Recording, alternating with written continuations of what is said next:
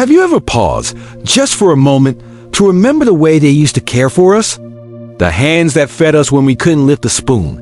The arms that carried us when our legs were too small for the world. The gentle voice that sang us to sleep, night after night, even when they were exhausted. Now the roles are reversed. Now they rely on us, but caring for someone. Truly caring isn't just about giving medicine or helping them walk. It's about dignity. It's about seeing what others overlook, and sometimes it's about knowing where to gently wash, to keep their spirit fresh, not just their skin. In today's video, we'll talk about something most people miss: one simple, often ignored spot on the body that can be the hidden cause of that unpleasant smell many associate with aging. But more importantly, we'll explore 3 essential things every loving caregiver should know to bring not just hygiene, but honor to the act of caring. Because they deserve more than just to be clean. They deserve to be cherished. Number 1, the forgotten fold. Alright, let's talk about something no one wants to talk about. No, not politics. Not your uncle's strange hobby of collecting used tea bags. We're talking about that smell. Yes, the smell. That faint, musty, slightly sour scent that people sometimes associate with older folks. You know the one. And if you're nodding your head right now, chances are you smelled it too. But here's the real truth. It's not age that smells, it's neglect of a very specific area that 99% of people forget to clean properly when helping their elderly loved ones bathe. It's not the armpits. It's not the feet. It's not even down there. It's the neck folds and behind the ears. Yes, really, that warm, often sweaty space behind the ears and under the jawline where skin folds over skin. That's where sweat, oil, dead skin cells, and even soap residue build up quietly. And over time, it starts to create that signature odor no one wants to mention out loud. Now don't feel bad, most people miss it. Why? Because we often rush through the bathing process. Or maybe we're afraid of making grandma uncomfortable. But think of this. She once wiped your tiny behind with love and zero hesitation. The least we can do is gently dab behind her ears with a warm cloth. And yes, sometimes she'll say, don't bother with that.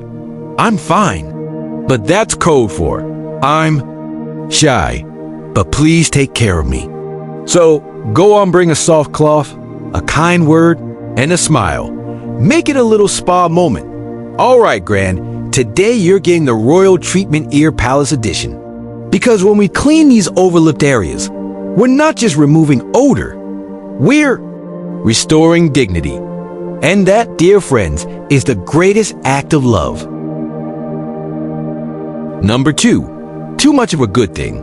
Let's be honest, when something smells, our first instinct is usually more soap, stronger soap, triple action, antibacterial, lavender scented, made in France kind of soap. Because if a little bit of soap is good, a lot must be amazing, right? Wrong. So wrong. This is one of the biggest mistakes people make when bathing the elderly. We scrub hard. We use strong, drying soaps. We think we're helping, but we might be stripping away the very layer that protects their skin. See, as we age, the skin becomes thinner, drier, and more sensitive. It loses the natural oils that keep it soft and balanced. Using harsh soaps too often doesn't just remove dirt, it removes protection. And when skin cracks, gets irritated, or stays damp, in the folds, bacteria throw a party. Guess what happens next? Yep, the smell returns, and this time it brings friends. Now here's a fun fact. You don't need soap on every part of the body, every single day. In fact, dermatologists often recommend just using gentle, pH-balanced cleansers on key areas. Underarms, groin, folds, and feet. The rest? A warm cloth will do wonders.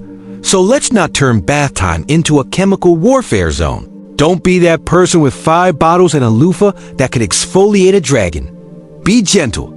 Be kind. Use lukewarm water. Soft hands. Maybe even hum a little. Tune while you're at it.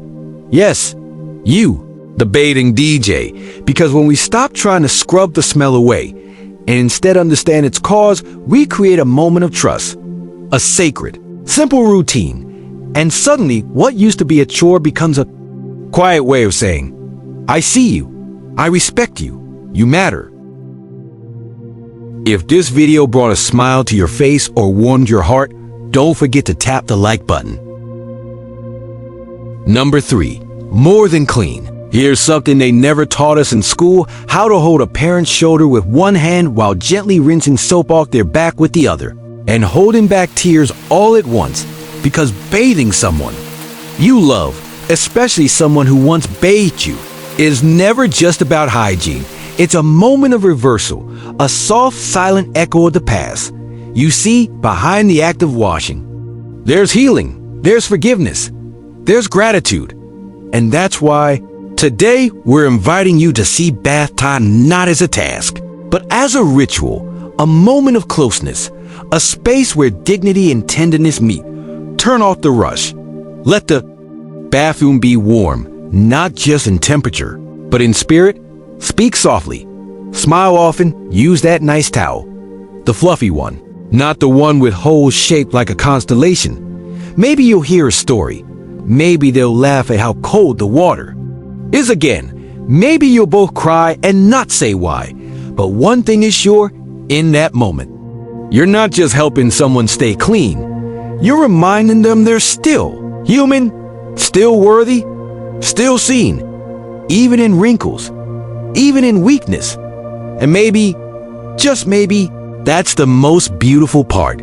Because at the end of life, what people remember isn't how many times they were washed, it's how deeply they were loved while being cared for.